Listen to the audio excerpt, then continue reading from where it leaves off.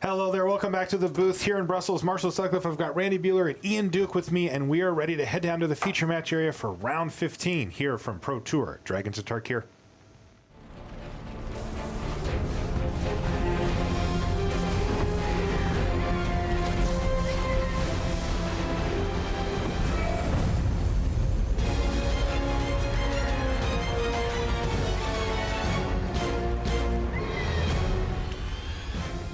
Hello and welcome to coverage of Pro Tour Dragons of Tarkir. I'm Marshall Sutcliffe in the booth. I've got Randy Buehler and Ian Duke alongside me to bring you round 15 action. You can see there is one vacant table back in our feature match area. That was an intentional draw. Martin Deng and Andrew Olschwager decided to draw this round. That leaves us with two back tables, and our main feature match, our two back tables, are Thierry Ramboa versus Jason Chung. Seth Manfield is facing off against Andre Strosky. They're playing for locking top 8. And in our main feature match area, we've got Adrian Sullivan of the United States. He's sitting on 11, 2-1 with blue-black control, facing the hottest player on the Pro Tour, yes. Eric Froehlich. Jeskai tokens at 11-3. At 11-3, Randy, what does this match mean here? Are they playing for top 8? Adrian clinches top 8 with a win. Eric clinches virtual probable top 8 with a win. Okay. This is a huge one for both of these players. Eric Froehlich looking to back-to-back top 8 Pro Tours here. This would be his 5th if he were to make it. Adrian Sullivan, who's been playing Magic for the better part of his life. Oh, yeah. This would be his first Pro Tour top 8. It would be massive accomplishment for Adrian as well. Yeah, he's got about 17 Pro Tours scattered over about that many years, quite frankly. Yeah. His two GP top 8s are 14 years apart. I mean, he's been playing on the Pro Tour since the 90s. And yes, he is playing his cards upside down. This is what Adrian does. This is the way he learned how to play Magic. This is the way he's always played Magic.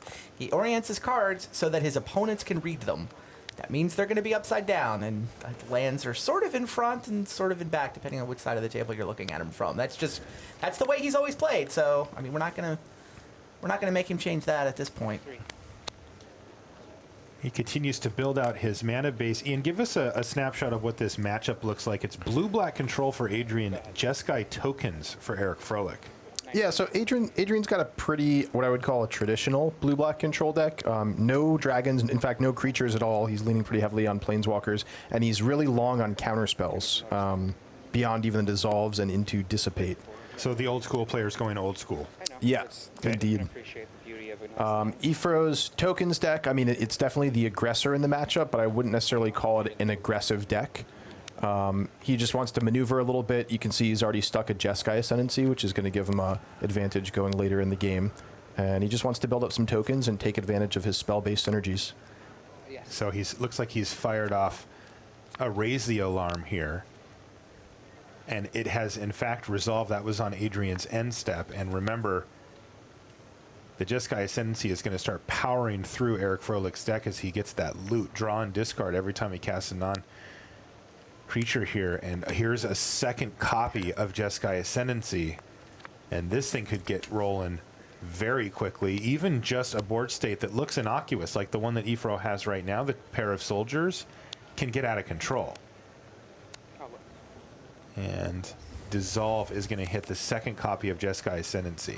Yeah, Jeskai's Ascendancy, a powerful card and one that's really hard for Adrian to remove once it's on the table. Really, his only way to deal with it is Ugin. I don't know if you saw that, but Bileblight clears out the 2 tokens, but that is going to be the board state for Eric Froehlich as the tokens hit the bin.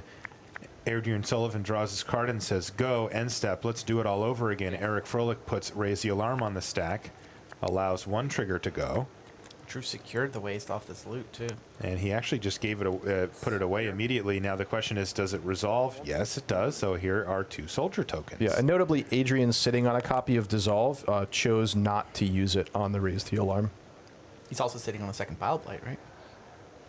Yeah, he's got Bileblight and Drowning Sorrow in his hand. He's asking Eric how many cards he has in his hand, and he's just going to Bileblight right now while Eric is tapped out.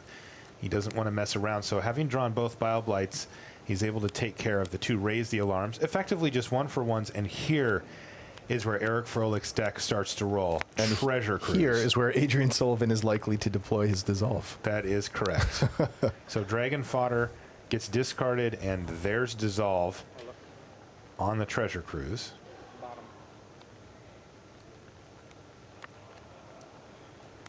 So what's the backup plan here for Eric?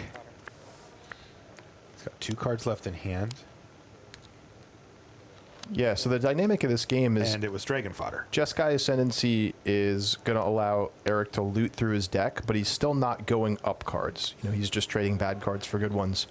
Adrian, on the other hand, is going to try to trade 1 for 1 as often as possible and just run Eric out of cards. And you can see Eric is already down to just 1 card in hand. Yeah, that Treasure Cruise getting countered was a big one. Froehlich has Disdainful Stroke as the last card in his hand. He does have 2 goblins at the ready. He can start applying pressure to Sullivan's life total. And Eric has held on to that Disdainful Stroke through a lot of these loots. He really doesn't want to let Adrian resolve the dig through time. Wow, and here's main deck Drown in Sorrow for Eric. Against Eric, I should say, for Adrian. Yes. And Adrian has been able to keep Eric completely without any creatures on board, even though there's a Jeskai Ascendancy there. That's the third set of creatures that Eric played, and they've all been wiped away by a single card for Adrian.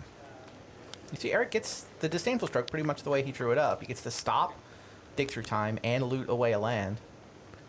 He drew a Stoke the Flames. More removal spells for Adrian. Silence the Believers, the last card in his hand, and he just drew an additional Bile-Blight. Here's the 4th copy of Jeskai Ascendancy. Trigger. Number 2 countered, number 3 looted away. Here's number 4.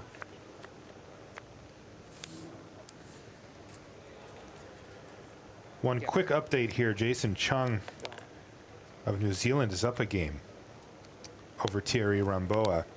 Playing Green-White Devotion is Thierry. Jason's on Red-Green Dragons and closed out that game quickly. His deck certainly has fast draws. So I actually misspoke before when I said Ugin was Adrian's only way to deal with Jeskai Ascendancy. He actually has 3 copies of Perilous Vault in his deck. A little bit of an unusual choice, but it's been working out for him well this weekend.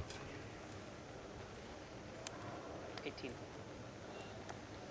Yeah, with Adrian tapped onto 2 mana from the Perilous Vault, Eric uses the Stoke the Flames, loots his way into a Treasure Cruise. If this resolves, starts to really pull him ahead on cards. Yeah, this is where it becomes an avalanche. Potentially. If it and resolves. Pretty sure Adrian's holding 2 removal spells in his hand, so Treasure Cruise does in fact resolve. Eric chooses to loot twice. Even though he had no cards in his hand, he just wants to put more cards in his graveyard for potential future delve. And it does resolve. There's an Anticipate in hand now for Eric Froehlich. He also found a land. Couldn't quite see the other card. I think it might be Valorous. Is it Valorous Stance? It is. And we'll see. I mean, Adrian may even want to activate Perilous Vault main phase here to get rid of those Jeskai Ascendancies, given that Eric just picked up 3 new cards and can start cycling them into gas.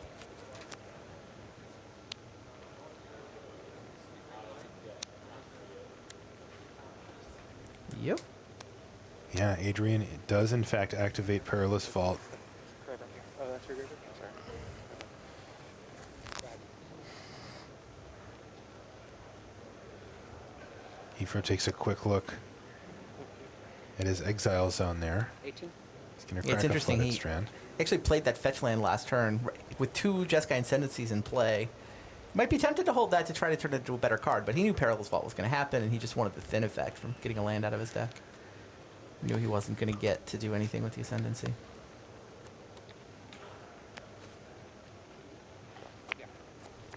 Another land off the top here for Froehlich, who's going to fire off that Anticipate.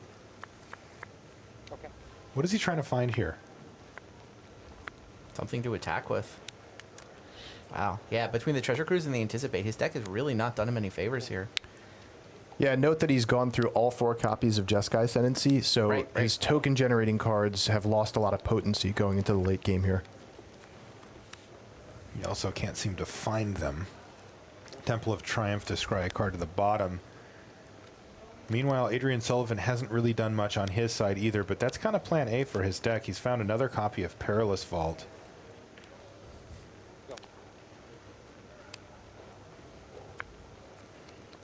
Now, in a situation like this, Goblin Rabblemaster would be a good card for Ephro to find, Unfortunately, we know Adrian Sullivan is already prepared with removal spells.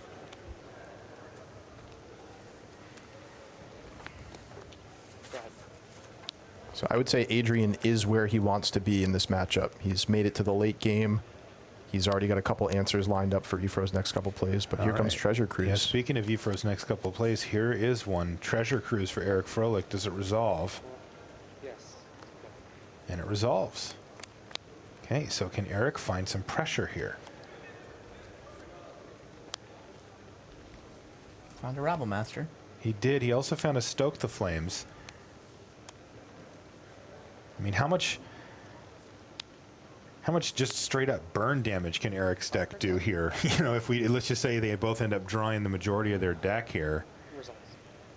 All right, here's Goblin Rabble Master, which resolves, but it's going to get silenced here.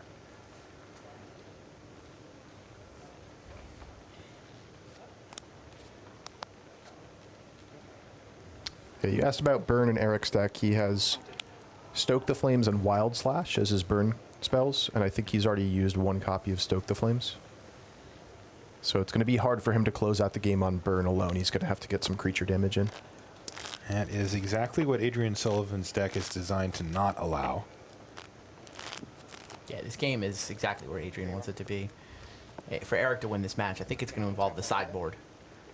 And he has a lot of good cards for this matchup in the sideboard. A couple of Narcits, 3 Dragonlord Ojutais, Elspeth, Disdainful Stroke, Negate. I mean, he can turn himself into a control deck if that's what he decides he wants to do. Go. During your upkeep. This is an upkeep dig through time here from Sullivan, And a big one if it resolves. which Looks like it it looks does. like it has. So Adrian now can start to dig for his finishers. What do those look like? Ian? Mostly he's looking to end the game with Planeswalkers. He's got 2 copies of Ashiok, Nightmare Weaver, 1 Liliana Vess, and 2 Ugin the Spirit Dragon. Okay.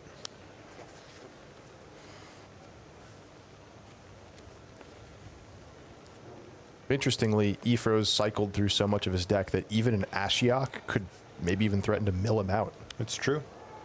All right, there is a threat for Eric Froehlich. Sullivan's still sitting on 20 life, but on end step he's going to do raise the alarm here, which resolves. Before you untap. And here is Bile Blight to take down both of the tokens. So Wild Slash is going to hit one of those tokens to give Eric at least some semblance of a board state here with just the lone soldier token. 19. I like Adrian's play to Bile Blight there. You might think, well, you could just ignore those 2 soldier tokens for now and take 2 per turn. But if Efro's going to win this game, it's going to involve just chipping away slowly with a couple creatures and then finishing with burn. And once he has 2 power on the board, he doesn't need to commit anything else in that perilous Additionally, fall. what else is Bile Blight doing? And additional to that, Adrian just resolved Dragonlord's prerogative. Right. How do you like just ripping 4 cards off the top? I like it quite well. Yeah, it looks like Adrian does as well. He finds a Liliana the Vess with that Dragonlord's prerogative, and here's Goblin Rabble Master to try to add to the pressure for Eric Froehlich. He's never been able to mount much pressure in this game so far. Is he going to finally be able to? Here, remember that Perilous Vault sitting there too. So if it ever gets too much, Adrian can just fire that off. Right now he doesn't want to because he's got Liliana Vess on the battlefield. Yeah. And he is working on Efro's hand here, forcing him to discard every turn. Non-dragons. And there's Crux of Fate to destroy non-dragon. So both tokens and the Rabble Master are going to hit the bin. And like you said, Randy, this game is going exactly how Adrian Sullivan wrote it up. He's been able to deal with every single threat that Eric has put on the table immediately. Yeah, we may see Eric pack it in here soon. He's got just to Stoke the Flames and a land in hand. Go. You might want to hang in there to Hold see what it is exactly that Adrian Sullivan does. Sounds like a result from a back table, by the way. Jason Chung wins 2-0 over Thierry Ramboa. Those guys are both 11-3, so Chung now 12-3, hoping to be able to draw into top 8 next round. So he needs to find a willing participant in the handshake. Meanwhile, Red Green Dragons deck probably making it to tomorrow. Ifro attempted a treasure cruise on his previous turn. It was met with dissolve. We didn't really dwell on the intentional draw we saw, but that was Martin Dang talking Andrew Allschwager into a draw, which definitely clinches for Martin. Allschwager is now 11-2-2. Allschwager's hope with that draw is that he can take an additional draw next round to essentially double draw his way to 3 draws on the tournament and 36 points, hoping 36, where he's tied with the X and 4s, but with good breakers, hoping that that's good enough. Bit of a risky draw there for Allschwager. All right, that's going to do it for that game. Finally, Ugin the Spirit Dragon has showed up, and Eric Froehlich has seen enough. That's enough to close out that game, and we will be back right after these messages. Your dragon, their doom. Dragons of Tarkir is now available on Magic Online. Dive into the new set by signing up for Magic Online at mtgo.com. Start on your road to the Pro Tour by playing in a preliminary Pro Tour qualifier. With more than 2,000 WPN locations running events, you're sure to find one near you. Visit magic.wizards.com/pptq for schedules and information. And welcome back to the feature match area here in Brussels. You can see that it's getting a little sparse down there already, so why don't we jump down and take a look at Andre Strosky versus Seth Manfield. Andre, the 19-year-old, looking to make his second Pro Tour top 8 here in 5 attempts. A truly fantastic start to his career. He is playing against Seth Manfield, who, I mentioned that Eric Froehlich is one of the hottest players going right now on the Pro Tour, but if there was somebody to give him a run for his money, it would be Seth Manfield. He has been tearing it up as well. Seth is playing Abzan with a Tarka in it, and it's Green Devotion for Andre Strosky. With a Tarka. With a Tarka in it. See the unwritten for a Tarka is in fact the plan. He saw the unwritten for Whisperwood Elemental last turn, but ran it into Hero's Downfall. It looks like Strosky does have a copy of the Dragon Lord in his hand. Also looks like Strosky's up a game here, is that right? Currently he is. Yeah, this is Strosky's virtually locked. He just needs a draw to lock things up. Manfield's in the same position as Allschwager in that on X2-1, he needs to go 1-1 in these last 2 rounds. And there we go. Dragon Lord Atarka has made her appearance in the feature match area and even sniped a Rhino in the process. So Siege Rhino down, and 8-8 Flying Trample is going to threaten to close this game out in just a few short turns if Seth Manfield doesn't come up with an answer. Yeah, Dragon Lord Atarka asks a very pertinent question. Removal and quickly. And there we go. Abzan Charm to take down the Dragon Lord and leave the board with just 3 creatures on it, though all on Strosky's side. Strosky has plenty of mana and just wants threats, and he just found one. Nissa, World Waker, welcome to the team. Let's wake up a forest and attack for 6 damage here. This is going to be a very quick clock. Remember, there's going to be another 4/4 Trampler joining the team every turn from here on out. This is exactly what Strosky needed to try to close out this match and put Seth Manfield out. All right, well, Hero's Downfall is going to stem the bleeding a little bit, but Still got the 4/4 land left that's behind, right. That 4/4 Trample land is still sitting there, and here's 6 more damage. Not quite a 2-turn clock here. And what can Seth Manfield do? He's got to find some way. Wow. And he can't find it, and that's going to do it. Seth Manfield has to play for it next round. Had a loss to give, so still controls his own destiny, but now he's got a must-win match. Basically a play-in match next round. So Manfield's 11-3-1 now? Exactly. Okay. And I mean, with so many draws floating around, and Allschwager now with 2 draws, who knows what the pairings are going to be, you know? Yeah, that does get a little sketchy now. And Good we thing know for that- Andre is he gets to breathe easy. He's in. Andre's in, and Martin Deng is in, having picked up the draw from Allschwager. But those guys have already played each other, so they will both be paired down. And, what are their motivations? They should want the 1 seed and the ability to play first in the top 8. So they've got that to play for. May not want to offer a draw that their opponents may need next round. So the pairings could get they're not going to be clean. It's hard to imagine they get super clean, given all the pairing downs and all the draws that are going to happen. All right, so let's join our main feature match table where we have Eric Froehlich down a game currently to Adrian Sullivan. Both players from the United States. Eric's from Las Vegas, Adrian's from Madison, Wisconsin. Yes. And here is a Goblin Rabble Master, and the token actually comes in and gets to attack here. Wow, this could be a runaway start for Efro. It looks like Adrian is short on lands and has no blue mana. Oof. And he's actually discarding Dragon Lord's Prerogative, hits the bin, and Eric could run away with this, especially... Well, I say He doesn't that, have so blue mana I saw either. in the gate, but he doesn't have blue mana either, does he, Randy? Nope. Still. So this is 6 damage. Yeah, Rabble Master doesn't need a lot of help. No, it's the quickest clock you can get. For 3 mana in Standard, it just ends the game if unchecked, and that's what's happening. This is not the way that Adrian wants to give up a game to Eric. Another Rabble Master's on the table here, but Eric has to be thinking of the possibility of Is it Drown in worth Sorrow from Adrian Sullivan. He goes for it. 1, 2, 3, 4, plus 4 there as well. So that's 10. Yep. Put you on 3, and any burn spell can finish him off, and that's going to do it. So Eric Froehlich picks up game number 2 and forces a decider. Whew, a lot on the line here for these two players, and Eric's going to be relieved to pick up a game relatively easily there. Felt like it was a borderline keep. The Scryland, Swamp, Drown. Wow, Adrian had Drown in his hand. Yeah, he did have Drown, and you can hear Adrian saying it felt like a borderline Yeah, if he's keep. got Swamp, Scryland, Drown, you probably keep that.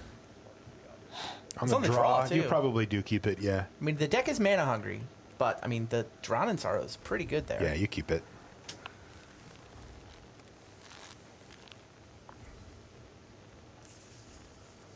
Interesting that Adrian would reveal to Eric that he had Drown in his hand there. I mean, Eric did see 1 copy in game 1. Adrian has 2 more in his sideboard, but Eric doesn't necessarily know that. I think that's a little bit of nerves getting to Adrian Sullivan, just feeling the need to It could be, or he could analyze the decision that didn't he work could out. be telling Eric that he wants. I mean, he might want Eric to know that he has Drown, so he plays a little bit more conservatively in situations like that, right? You know? Interesting. Yeah, don't overcommit against me. Right. Yeah.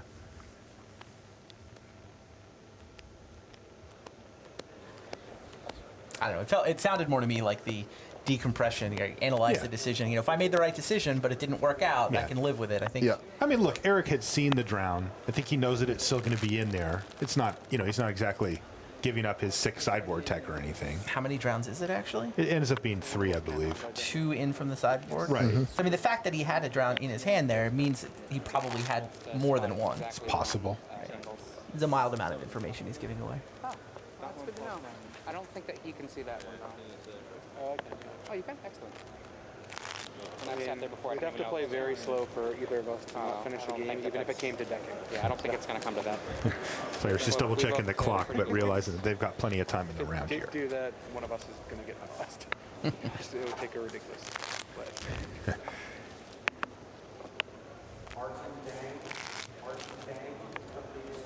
So we're going to get a decider here, and this is going to be an intense game 3. The players are jovial during the chat portion here. They've been around each other for years and years, traveling in the same circles, and even a friendly handshake beforehand, but there is a lot riding on the line. Eric, It's a big match. cool as a cucumber. You can see he's chill, but I know inside he wants this very badly, and know Adrian does. Adrian, he's got a whole career behind him here, and this would be his first Pro Tour top 8. I mean, that is big-time validation for him. Adrian, a member of the new team Ultra Pro. Bob Maher, Madison, Wisconsin base team, I guess. Yeah. Mostly testing online. Yeah, mostly online. Eric Froehlich tests with the original team channel Fireball, which has ballooned to like 19 people now, thanks to the addition of face-to-face games as well. So Adrian keeps relatively quickly here. Looks like he's got a pretty nice hand. He's got a Bile Blight for early defense, a Dig Through Time, and plenty of lands. So can't complain about that start. Yeah, I'm curious to see what the sideboard plan looks like for Eric. We didn't really get a chance to see it. We just saw a few Rabble Masters go to town. I see a Dragonlord Ojutai in Eric's hand already. He kept Narset Transcendent on top of his library with that Scry last time. So we're getting an idea for what the sideboard looks like here. We've already seen 2 of his more powerful sideboard options. Yeah, I think this is Eric just selecting threats that are particularly difficult for Adrian to deal with. I mean, Ojutai with pseudo hexproof, Narset being a planeswalker, not a creature, makes it a little bit harder to deal with. Oh yes, and he can just eventually overwhelm Adrian, right? I mean, if it's threat, like Adrian, it puts a lot of pressure on him, and Dragonlord Ojutai is tough to get rid of as well. Yeah, I think Adrian still has the late game, just in terms of the strength of his deck. But if Eric can put Adrian off balance by playing a series of hard-to-deal-with threats and just requiring Adrian to have the precise answers to them, he could take over the game in the mid-game. This is going to be a fascinating game, and there's a lot on the line with it as well. Eric's at 11-3. Adrian is effectively playing for top 8 here at 11-2-1, excuse me. There's Disdainful Stroke on Narset Transcendent as Eric starts to try to run Adrian Sullivan out of answers. Yeah, well, I think Eric was hoping that the end-step Bile Blight took away a lot of the counters Adrian could have, right? He didn't have enough mana left to dissolve or dissipate. Maybe I could sneak this in right here. But Disdainful Stroke was exactly what Adrian needed. Yes. Adrian does have a couple copies of Negate in his sideboard, which I imagine he'll definitely bring in this matchup, especially since most of Eric's creatures are non-creatures. You know? That's right. And we saw that Eric has brought in some copies of Negate as well out of his board. So far, Adrian Sullivan able to keep Eric Froehlich without a threat on the battlefield, but here's Dragonlord Ojutai. Does this resolve? No. Eric is just going for the haymakers here. He just played Narset into Dragonlord Ojutai, running Adrian Sullivan out of answers, or at least trying to. But this one's going to get answered by a dissolve. Yeah, I mean, Eric has to try to run Adrian out in the short term. If the game goes super long, Adrian's got the better control deck. He's got more card drawing than Eric does. Yeah, Eric's got the treasure cruises, but Adrian has more than that and more counter spells available. So Dragonlord's Prerogative, Dig Through Time. Yeah, more counters. But Eric has, in fact, run Adrian out of counters now, right? That dissolve was the last one. So what's Eric got left?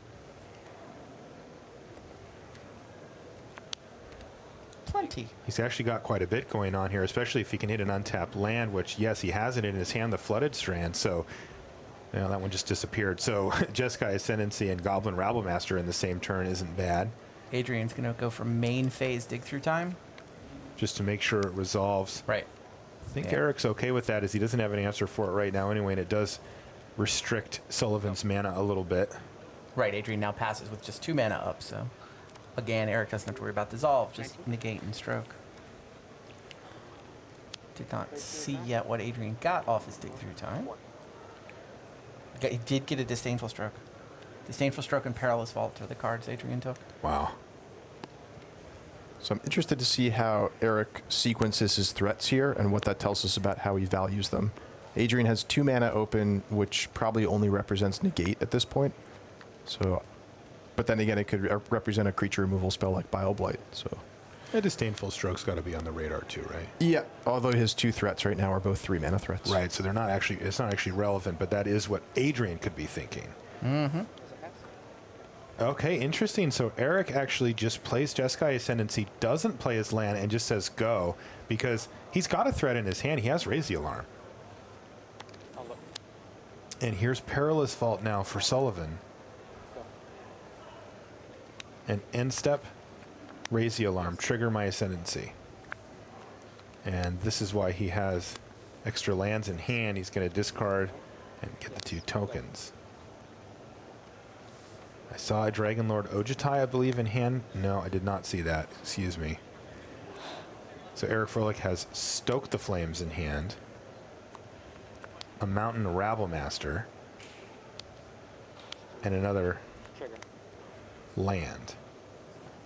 Stoke you, and then untap my creatures, Stoke resolves. who are now bigger. 17. Stoke resolves, Adrian falls to 17.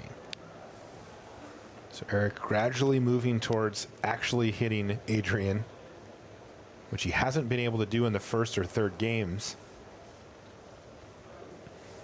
He's going to attack for 4 here. How many cards? 3. Take the damage. 13. It's going to drop Sullivan down to 13, and Eric's going to pass the turn back. You can see the intensity has ratcheted up down in the feature match area now. Another Radiant Fountain for Sullivan. He's going to bump his life total up to 15. So much on the line for these players. Sullivan effectively locks top 8 with a victory. Eric Froehlich puts himself in a position to control his destiny in the last round right after this. And looks like during the upkeep, Adrian has decided to fire off his Perilous Vault. Eric says sure, and draws Anticipate for his turn. This is my grave. Oh, that's your grave? Yeah, Eric still got the Rabble Master that he didn't want to feed to the Perilous Vault. So he could go for that. He's drawn a few too many lands here, has Eric, but that Anticipate can help him find action as well. Excellent. Excellent. Never mind then. There we go. Sorry.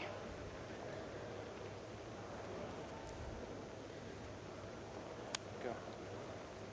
And Froehlich is going to try nothing here. He's just simply going to play a land and pass a turn back. Sullivan draws his card and immediately passes a turn back to Froehlich, who is going to fire off an Anticipate on end step. He finds a Rabble Master, a Treasure Cruise, and an Ojutai. He takes the Treasure Cruise immediately. Treasure Cruise has to be his most important card. It's his only way to keep up with what Sullivan does as far as drawing cards, and he's going to play a Goblin Rabble Master, perhaps as bait? Yes, absolutely his bait. However, we know at home that Adrian Sullivan has Disdainful Stroke as his counterspell, which is unbaitable by the Rabble Master. Correct. And we'll home in on that Treasure Cruise. Yeah, the Rabble Master does get to make it a token and attack, so that is something that Adrian's going to have to deal with. It's just that we kind of assume at this point that he will be able to. And there's that Disdainful Stroke you just mentioned, Ian, taking care of Treasure Cruise for Adrian Sullivan.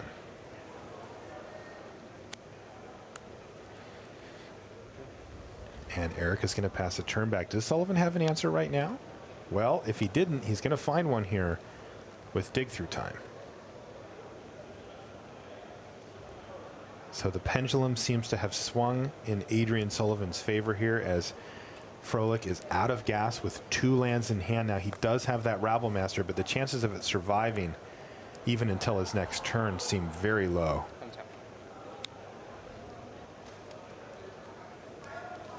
Drown. Drown in Sorrow. I'll look. Yes. And Sullivan kept a card on top with the Scry, which is never good news when you're sitting across from the player who just scried in this late stage of the game. That is going to be a haymaker. Another land off the top for Froehlich is not going to help him out, and this one could be slipping away from Eric.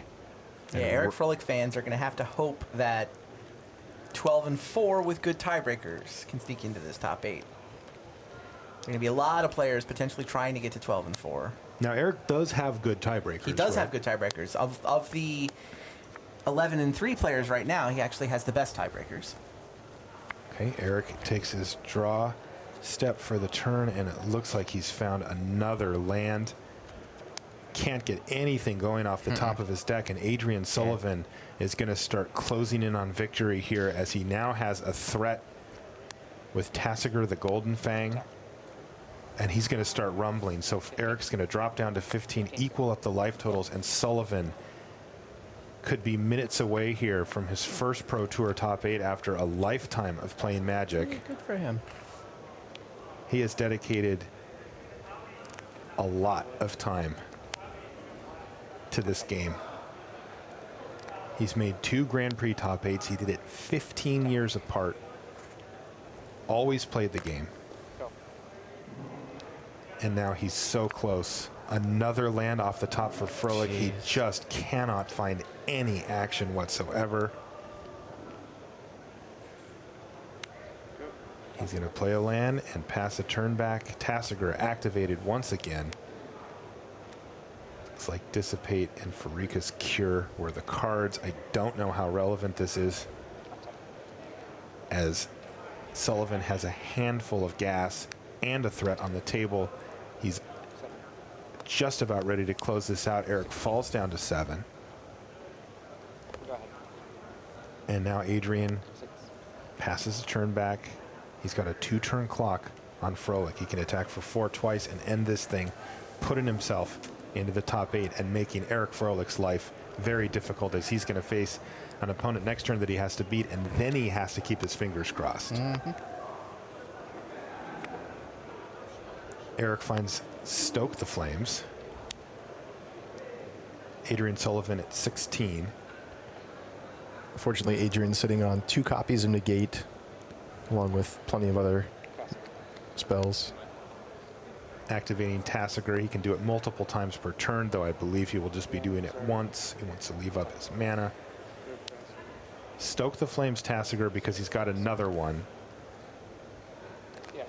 And of course that one resolves. This is the one that you negate, and I'm going to see a handshake here from Eric Froehlich, and that's it. Adrian Sullivan defeats Eric Froehlich and all but secures his seat in the top 8 here at Pro Tour Dragons of Tarkir. A long time coming for Adrian. You know, I'm not one to give congratulations early, but things are looking very good for him. A big moment in his Magic career. That's a long time, Randy. It is. You know, and he's been around the Pro Tour scene for the duration of that as well. You know, it's not that he plays every Pro Tour, but he's bounced on and off. He used to be a deck designer primarily. You were saying that that's kind of how you envision him in your head when people say Adrian Sullivan. You think, oh, he used to make a bunch of decks. Yeah, growing up as a kid playing Magic, I used to read Adrian's articles, you know, all the time. He's definitely one of those prominent figures in early Magic history. Yeah, and I think that's one of the things that a lot of people at home will recognize him as well. He's done commentary, he's written articles, he's very much a voice of the game as well. Yeah, when I first met him, it was late night Pro Tour Rome, and we were arguing about what the best decks were in that format. You know, Adrian didn't think Academy was the best deck, so it was a kind of heated argument. He had his own take on what mattered in that format. He touched the button that you don't touch with Randy. You don't go there. No, but I mean, he always has sort of his own take on things, which is really refreshing to sort of hear somebody who's just thinking about things in a different way and attacking formats from a different direction. So yeah, a lot of innovative decks coming from him. Yeah, and you know, again, it's really awesome, I think, just to see somebody have success after that much time here, and pretty happy for him. Yeah. Yeah. So what does it look like for the next round, though, for Efro, and actually for Adrian? So Adrian is hoping to get a draw. Like, could he lose next round, or how does that work? X2-1, he's in. He's just in, and he doesn't even need a draw. Okay. Doesn't even need a draw. He's on X2-1. Should he play and lose, he's still X3-1. He's above that X4 scrum. I mean, look, so many draws and so many weird pairings, it's hard to say, okay, 12 and 4 is definitely going to get in, 12 and 4 is not going to make it in. I can't tell exactly where the line is going to fall off the top of my head, but I struggle to imagine that 12 3-1 is going to miss. I mean, the 37s should all be safe, and Adrian's got 37 already, even before he plays the last round. Okay, now what about for Eric Froehlich? He has to win. That part must happen, right? He must win, and he must hope that 12 and 4 has a chance to get into the top 8. I feel like with all these draws, just intuitively, it feels like some 12 and 4s are going to sneak in, but we'll see. Okay, well, why don't we send it down to the feature match area where Rashad Miller is standing with Adrian.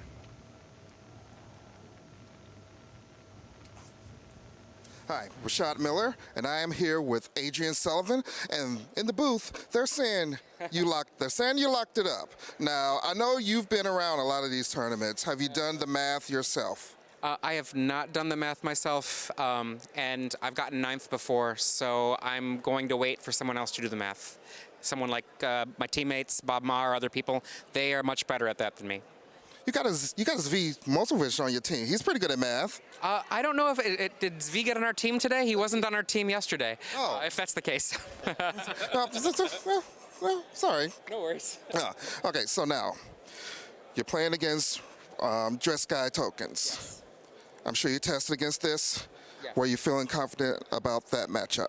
Very confident. It's actually a matchup that is very good for my version of Black-Blue, and even better, it's a bad matchup for most versions of Black-Blue, so it'll mean that my opponent will usually not know what's going to be hitting them. All right, so game 2, you kept a marginal hand. Yes. Is that something that you would go back and change the decision you change, or are you pretty sure that was a pretty solid decision? It was, I think, on the wire of it. I had a Drown in Sorrow, maybe 2 Drown in Sorrow. I had a Fetch Land and a Swamp, not Fetch Land, a Scry Land and a Swamp. So I was going to be able to get fairly deep on that. And if I can get past the first few turns, that's usually going to be it. They can't usually come in if they don't kill me with a Rabble Master right away. And all I needed was one land, and that wouldn't happen. So. All right, that's Adrian Sullivan.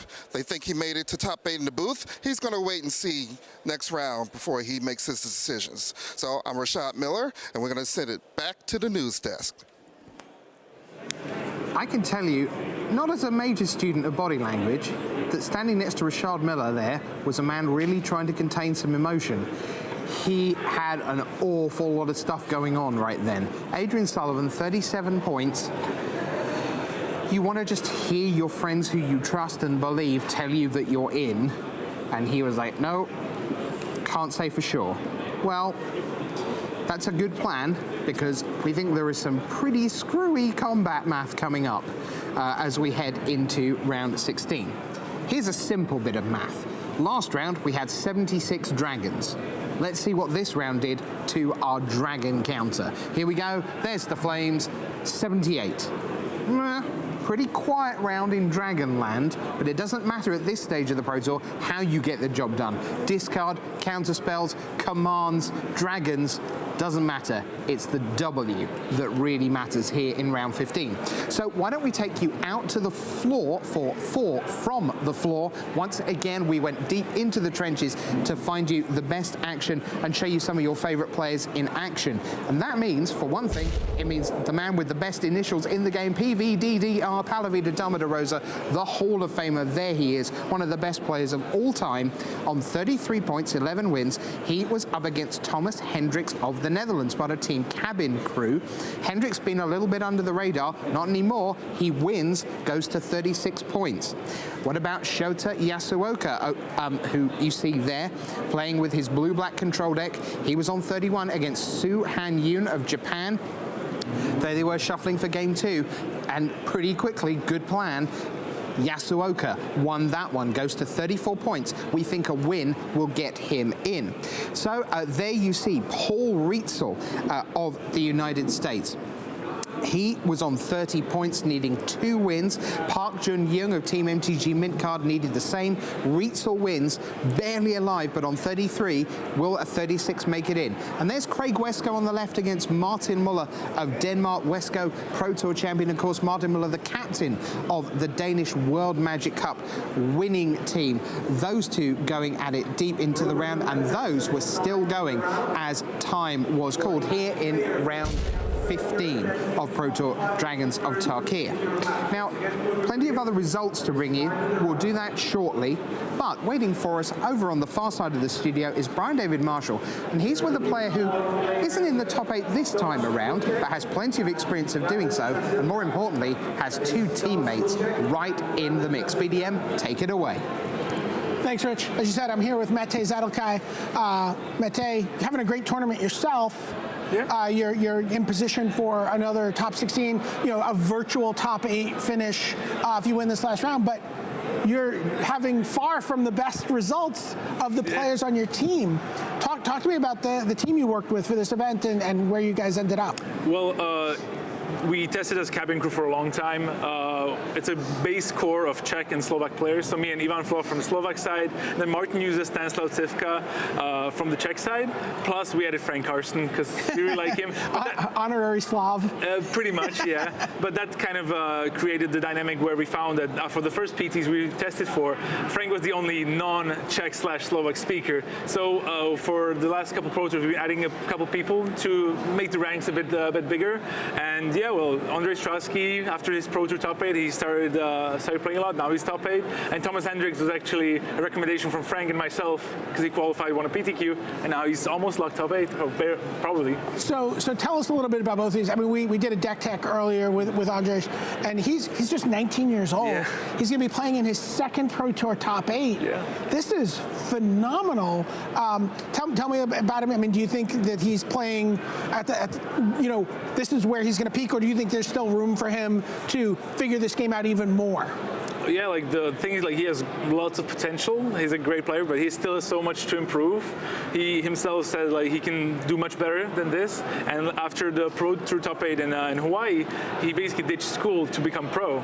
And now with the top 8 here again, he fulfilled that dream. So, I mean, it's already a great start to a pro career for a 19-year-old.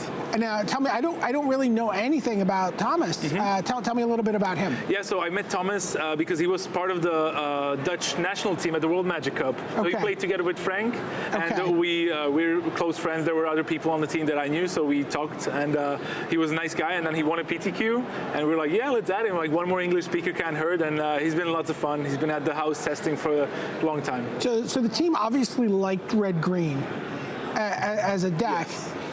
Explain to me the divide between Thomas's deck and Andre's deck, because they both have Dragon Lord of Tarkir, but they're taking different routes to get there. Yeah, I mean, the basic idea was that kind of like the Chris Fan Meter Red-Green Dragons deck that we've seen around, it has lots of explosive draws with Elvish Mystic, Carry Edits, and Xenagos, accelerating you into lots of mana. And so we both like the same core, but then Stanislav Sivka said, like, let's try CD Unwritten, because especially if you get Dragon Lord of Tarkir and Surak the Hunt Caller, then you can give it haste, kill some guys, swing for 8, you can win really fast. But it's a bit of hit and miss. You don't always get to 6 mana, or you don't always have the 4-power creature. So the other version was that Fabrizio and Terry developed with Thomas Hendricks, and they're playing a little different without CD Unwritten and more focused more on just ramping up the mana with Genesis Hydra. Is Fabrizio also working with you guys? Yes, he is. Oh, so is Robin Dollar. So we just got the good European gold players that wanted to play with us. So you know, if you finish top 16 here, by the way, just going back to your performance, tell us what you played. I played mono red, like pure mono red, 20 mountains. It was refreshing to play a deck with 21 untapped lands. Wow. And yeah, so just like very aggressive with Goblin Heel Cutters. So no Atarka's Command, no Become Amends, nothing fancy. No, like just regular creatures, good guys, and yeah. Just sit down at the table and start flinging matches at your opponent? Pretty much, yeah. The deck's super explosive and punishes mulligans and slow draws a lot, so we really liked it and performed very well in our testing, even though at this tournament it's probably only me doing well and Frank Karsten's doing so-so with the deck. Okay, I mean, just talk for a second. How many top 16s do you think you have at this point? Because I feel like we've seen this performance before. Yeah, I have 2 top 8s and then 2, I think, top 16s and a 17th place, 18th place, so like virtual top 16s. Sure. So now another one. So. And where will the top 16 finish leave you in terms of your goals for the year and your mission to, you know, antagonize your your better half? Yeah, I was actually really sad that like the first Pro Tour of the year I didn't do really well. I didn't have any points, and then I won a GP. Then I hit top 8 at the World Magic Cup, and suddenly I had like 22 points. And so now the 10 points I get here guaranteed means that I have locked gold for next year, which is great. And yeah, I can go to all the Pro Tours next year, which is perfect. It's awesome. We love having you at these.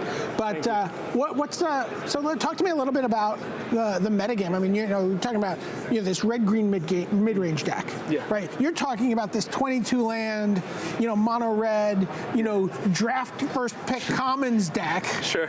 And then we see Adrian Sullivan playing like blue-black control. I mean, really, is this format pretty wide open to doing whatever you want to do as a player? Well, we kind of figured the metagame is going to be really wide and lots of playable decks, and we kind of were scared that the red-green Dragons deck that Chris Van Meter won the Star City Games Open event last week would be really popular, but then we tried playing against it, and we had lots of decks that beat it.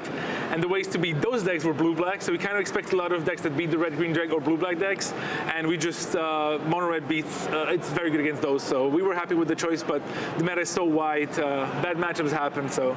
Can I tell you something? Normally you get a top 16 finish in Pro Tour. Do you have to like treat your teammates to a round of beverages or maybe a meal afterwards? Well, we have 2 top 8ers, so I think I was getting to this. I was just going to make sure you don't pay tonight, Matej Zadelkai. Thanks so much for joining us in the chairs. Sending it back to Rich at the news desk. Thanks very much to Brian David Marshall and to Matej Big Z Zadelkai of the cabin crew. They've had a tremendous run. They could yet be the most successful team here at this Pro Tour. Now, the Brains Trust here have been in full session and will itch the mind a little bit. And we're pretty confident that somebody on 36 points will make it in. We don't have official pairings yet. We don't have official standings after 15. But the way it is starting to shake out in terms of which of the top players have played each other and so on. In fact, why don't we take a look for you at our master scoreboard as things stand. And I'll try and walk you through some of the possibilities here.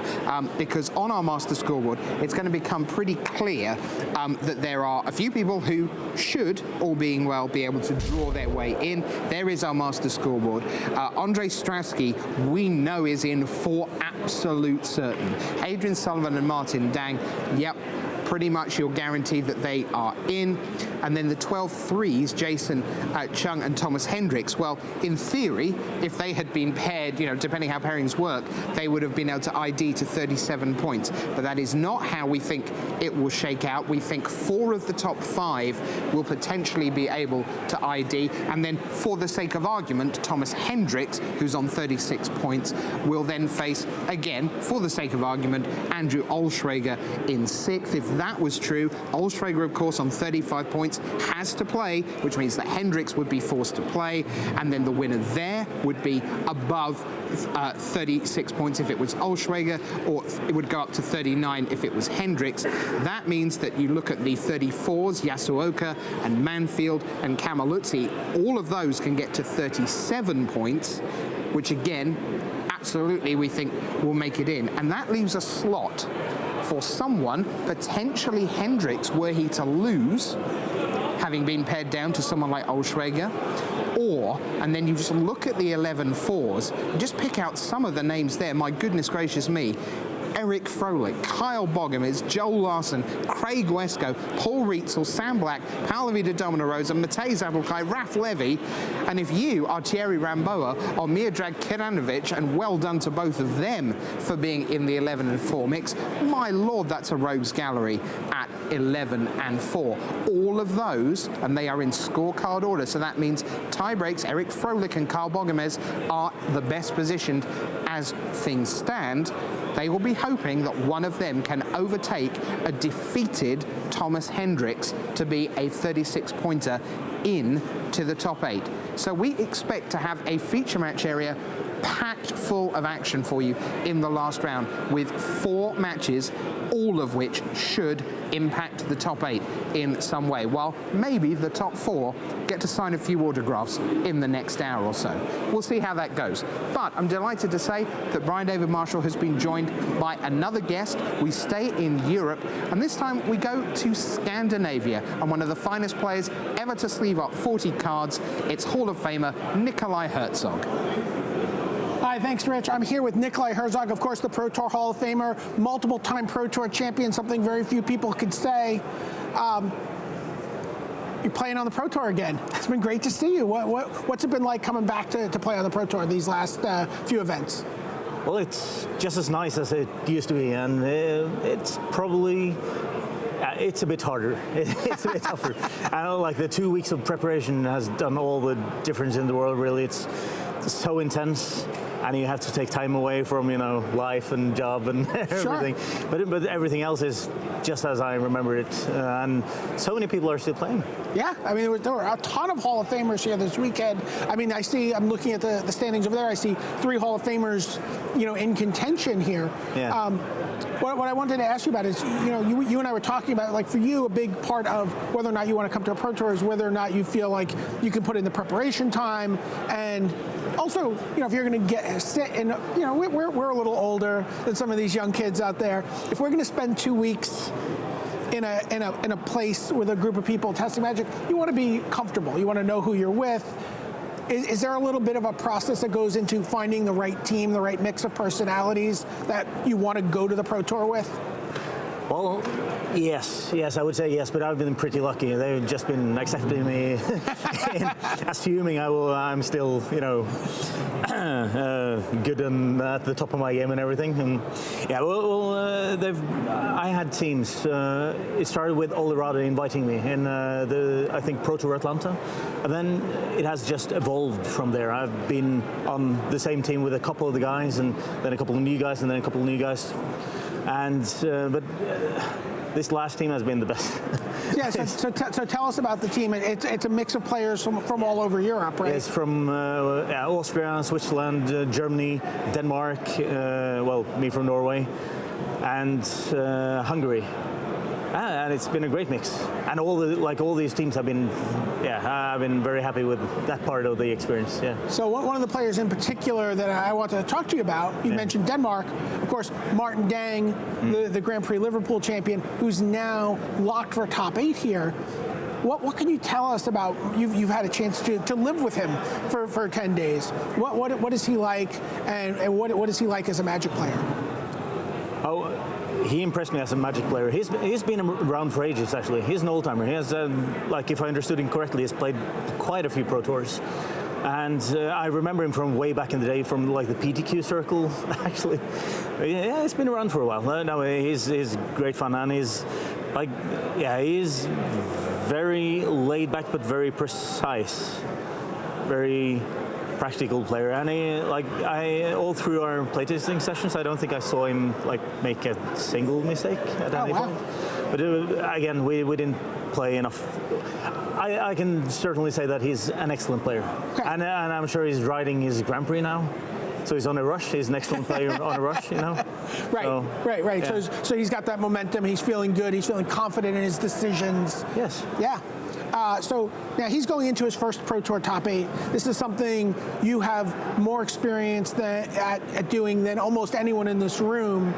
What advice can you give him about going from that high of making the top 8 Saturday night to getting up Sunday morning and being as prepared as possible to take down that bracket? First of all, he knows about who he will know who he will meet in the quarterfinals for sure, right? Right, so he will play that matchup a lot. Do not drink. Never mind me. I'm actually quite certain that he will not be nervous. That he will, at least you won't be able to tell. Right. I have high hopes in this man. Will you be helping him play test? Will you take one into that matchup? Sure, we will ask him. The team will ask him, and we will see what he says, and we will have a sit down afterwards. Okay. Yeah, for sure. And then what do you do in that? I'm sure you've done that multiple times for yourself and for other people. Limited for me, really. Yeah.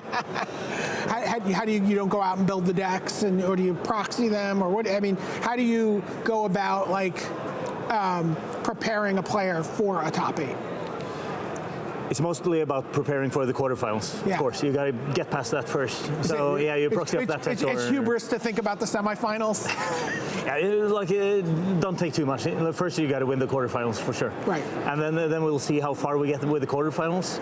And if we feel that matchup is locked in some way, he knows exactly what he's doing, then we move past it and look at the other matchups. Right.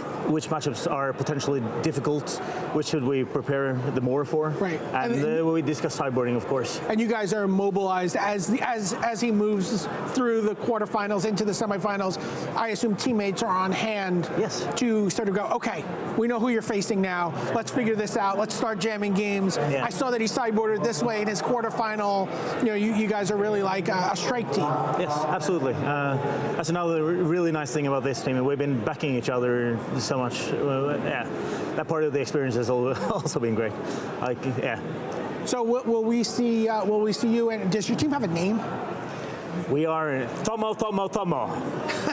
Yeah, it's not that hard to explain. An animated GIF coming soon. It's hard to explain, but it's Tamash Nudge.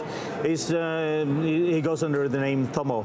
Okay. And after a couple of bottles of wine at one of the playtesting sessions, it became like our war chant. Tomo, Tomo, Tomo. When you played the Hordling Outburst, 3 goblins, Tomo, Tomo, Tomo. Tomo, Tomo, Tomo. Tomo, Tomo, Tomo. Will the team be going to Vancouver? At least a couple of us. Christian Seibold is also on the team. Oh, great. He's the one who didn't play this deck. We actually made him not play this deck because he hadn't prepared. He couldn't prepare as much as the rest of us, exams and stuff. And he also has a lot of experience with CDC. But he's certainly going. And the rest, I'm not updated. I'm not fully updated. Yeah. there's a pretty good chance I will go. Okay. And besides that, I'm not sure. I'm not sure. Tell me if you had to just say one thing about how things have changed since you were playing, every day, like on the train to now. What's the biggest change in the Pro Tour? Well, in the Pro Tour, or in my... No, I know in you've got a job and responsibilities. That part is obvious. Yeah. In the Pro Tour, well, people are better. The average player is better than they were. Yeah, but I have to say that. They put in much more hours. Sure. For sure, and yeah, it's a lot of Magic Online, even more. You want to see a couple of impressive top 8s? Do a quick search for the top 8s that Nikolai Herzog won. And they are staggering. They're chock full of Hall of Famers. He's being a little bit modest. For Nikolai Herzog, this is Brian David Marshall, sending it back to the news desk. Brian David Marshall is not kidding you. Those top 8s were foolishly good, my lord. Now, we have some standings, we have some pairings for the final round of Pro Tour Dragons of Tarkir. Buckle up, this is the math part of the weekend. Yep, hello. Hello. Hi. So, I'm going to give you the nice easy bits. Here we go. Andre Strasky's on 39 points. You can count up the top 8. Here we go. Andre Strasky on 39 places Adrian Sullivan on 37. They're going to read some numbers and go congratulations 1 and 2. Martin Dang and Jason Chung of New Zealand, congratulations to both of them, because Dang is on 37, Chung is on 36. Shake hands, we think, 38, 37. Of course, you don't have to. There was an intimation from Nikolai that Dang might play. That Dang might want to play because he wants to be the top seed, and it's very, very important for his deck for him to be the top seed. Okay. Well, so like he wanted to lock it right. He wanted to lock it up, and now he can just sort of. So you might see a little bit of a wrinkle there. Okay.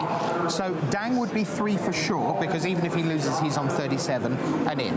Chung could be number 4, but he's on 36 points, and 36 points is the number that we're really caring about in this round. Thomas Hendricks is already on 36, but as we expected, as we said a few minutes ago in our hypothetical, well, he has been paired down against Andrew Olschreger, who took a draw against Martin Dang last round to take Olschreger to 35 points, which was a question mark in the booth. Randy was saying, not it's a question mark at the desk, too. Right, absolutely. But now, therefore, we have to think that Thomas Hendricks on 36 may convince Andrew Olschreger to draw again, because it's basically the same scenario. Hendricks on 36 wants a draw and will be in on 37. Olschreger, if he believed last round that 36 is enough, presumably he believes this round that 36 is enough. His tiebreakers are pretty good for a potential 36. Good-ish, yes. Maybe getting a little better with the draw. For sure. So, Olschreger on 35, will he take the draw, or will that be a straight winner in? Because he would go to 38, or Hendricks would go to 39. Now we get a straightforward, this is a good one. Match. Seth Manfield, who paced the last Pro Tour and made the top 8, on 34 points against Shota Yasuoka on 34 points. Both playing for their second Pro Tour top 8. So somebody there gets into the top 8 because they get to 37 points, barring a draw, which would be utterly unintentional. But pretty dramatic down the stretch of Shota's there with blue-black control, trying to find a Game 3 win. There's some real scenarios there. But they are playing a straight win and in match. Then things get properly complicated. You thought they were complicated already, didn't you? They were already, my head's already spinning. Okay. However, again, pretty straightforward. For Marco Camiluzzi of Italy, who's been no worse than 48th in his last 3 Pro Tours, he knows that he wins and he's in. He's sitting on 34 points. Right, so if he gets to 37, that's clear the field. He's good. Yep, and that puts him to 37. Eric Froehlich, who he's playing, is on 33. We just saw Eric lose at the end of the last round. But Eric is the top of the 33 pointers in terms of opponent match win percentage. And again, if he loses to Marco should boost his tiebreakers even a little. Doesn't matter. Froehlich's gone if he loses. Oh yes, of course. But if Eric wins, we believe that may be as simple as a straight win and in for Eric Froehlich. Sure, with his tiebreakers. So he will certainly feel that all all he has to do is beat Marco Camilluzzi. So we believe that that may also be a straight win and in. Camilluzzi 34, Froehlich on 33.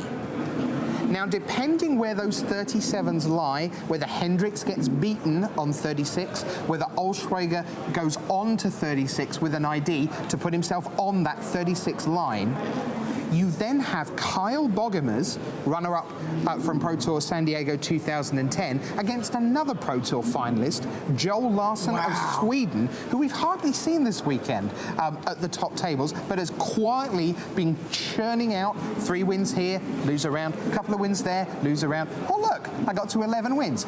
There's still a round to play. It's possible that the winner there finishes 8th or 9th. Right.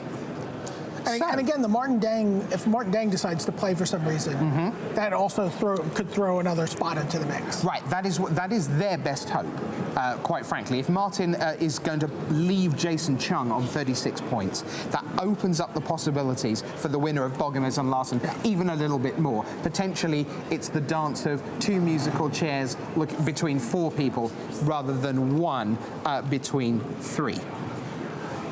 Let's give you the master scoreboard if we can, just to put that into some pretty straightforward context, because actually it's not that bad. It turns out that 4 people can, if they choose, pretty much just shake hands. That's Strasky against Sullivan and Dang against Chung, if they choose to do so. Let's just assume for a moment they do. So that's tables 1 and 2 taken care of. Table 3, Hendricks against Olschwager. Well, whoever wins is in for sure. If they choose to ID, then we have to see whether Olschwager's tiebreaks will hold up on 36.